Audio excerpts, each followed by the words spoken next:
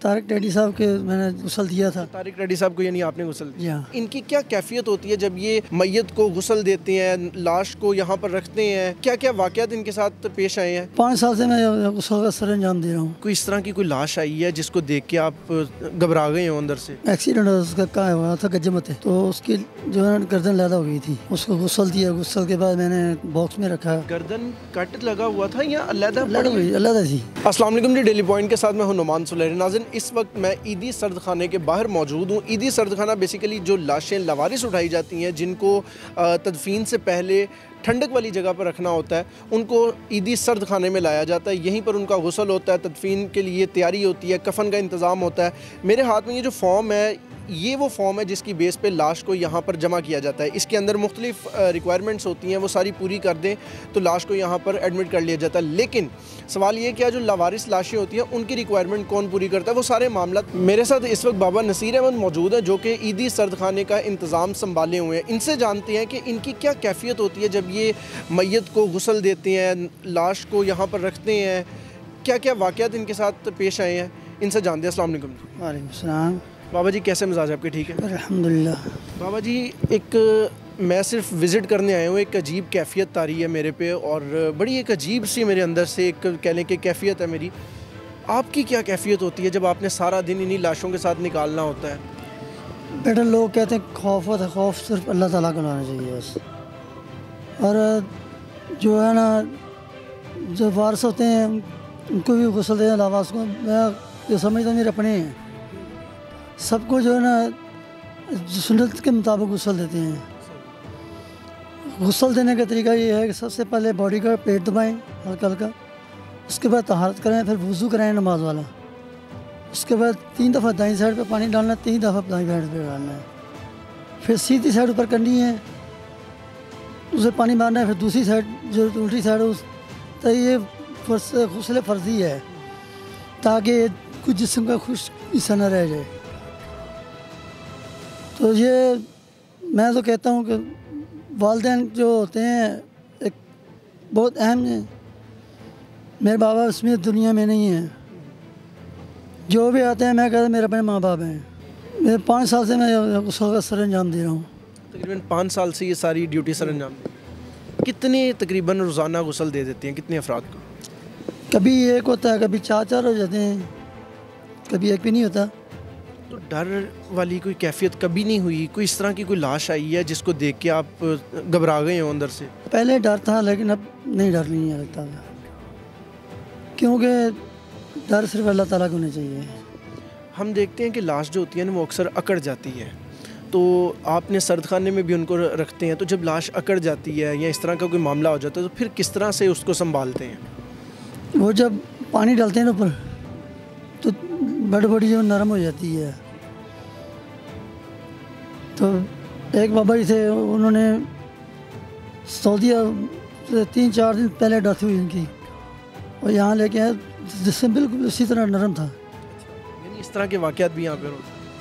अच्छा, मुझे बताएं कि आपने बेशुमार लोगों को गुस्ल दिया, किसी बड़ी शख्सियत को भी गुस्ल दिया होगा यकीनन, जिसको दुनिया जानती हो, तो उनमें कुछ नाम अगर आप बता सकें।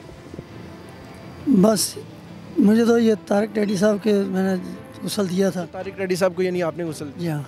तो और भी बहुत से लोग हैं जो मैं कहता हूँ औलिया अल्लाह जो हैं, हमें तो नहीं पता, लेकिन वो अल्लाह को तो पता कौन सी क्या है उनकी। अच्छा, कभी बच्चों को भी गुस्ल दी है?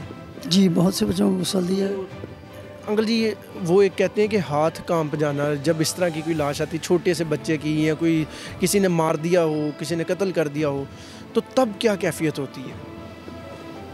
बस ये कैफियत क्या होनी है, इंसान है तो इंसान को जो है ना, या अफरा तफरी पड़ी हुई है, मैं ले लूँ, कुछ भी नहीं होता। कभी किसी गुस्ल देते हुए किसी मैयत को या सर्द खाने में रखते हुए कभी आंखों में आंसू आए हों? बेटा, आंखों में आंसू आते हैं कि जब माँ बाप उनको रखते हैं, माँ बाप याद आ जाते हैं। मुझे बताइएगा अंकल जी कि जब लाश यहाँ पर आती है तो तकरीबन सभी नॉर्मली लाशें आती हैं जो आम इंसान होते हैं, कभी किसी हादसे की या कोई कत्ल हुई लाश जब आती है तो? हादसे की लाश एक आई थी, बच्चा था, हाफ़िज़ कुरान था, वो एक्सीडेंट उसका कहाँ हुआ था गजमत, यहाँ लेके आए थे। तो उसकी जो है गर्दन अलहदा हो गई थी। गर्दन जिस्म से अलहदा हो गई थी। उसको गुस्ल दिया, गुस्ल के बाद मैंने बॉक्स में रखा और गर्दन के ऊपर पट्टी की ऐसे कि जैसे कुछ भी नहीं हुआ उसको। यानी गर्दन कट लगा हुआ था या अलहदा अलहदा थी। उसको गुस्ल दिया था? जी गुस्ल दिया था। यानी वो गर्दन अलहदा गुस्ल दिया और जिस्म को अलहदा गुस्ल। नाज़रीन, इस वक्त एक अजीब लम्हात तारी हैं मेरे ऊपर। जो चीज़ें हम सिर्फ सुना करते थे कभी, वो आज जब मैंने खुद बजाते खुद यहाँ पे देखी हैं तो मैं हैरान हूँ। बाबा जी, अक्सर हम सुनते हैं कि मरने के बाद ना कभी कभी ये वाक़यात हम ऐसे भी देखते हैं कि जी लाश ज़िंदा हो गया या बंदा इस तरह का, तो कभी कोई इस तरह का महसूस हुआ है कि कोई मुर्दा हिला हो या कोई इस तरह का? नहीं, कोई नहीं। यानी आपने अपनी लाइफ में ऐसी कोई चीज़ नहीं, कोई नहीं। और जो इस तरह की चीज़ें सुनते हैं वो क्या हकीकत होती है? वो गलत है, यानी इस तरह नहीं होता। जी। बाबा जी, कोई पैगाम देना चाहेंगे दुनिया को, क्योंकि आप आखिरत का एक पहला स्टेप देख रहे होते हैं?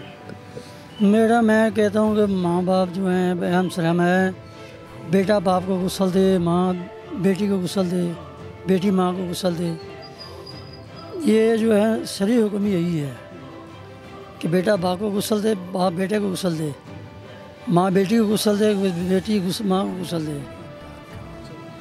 नाज़रीन, कंक्लूजन ये है कि अपने माँ बाप की, अपने रिश्तेदारों की कदर करें ताकि ये नौबत ना आए कि उनको कोई बाहर का शख्स आके गुस्ल करे। दे तो ये भी देंगे गुस्ल, कोई हर्ज नहीं है, लेकिन ये कि शरई तरीका ये है कि आप पहले घर में उनकी इतनी कदर करें कि आपको वो इतने अजीज़ लगें कि आप ख़ुद उनको गुस्ल देते हुए फ़ख्र महसूस करें।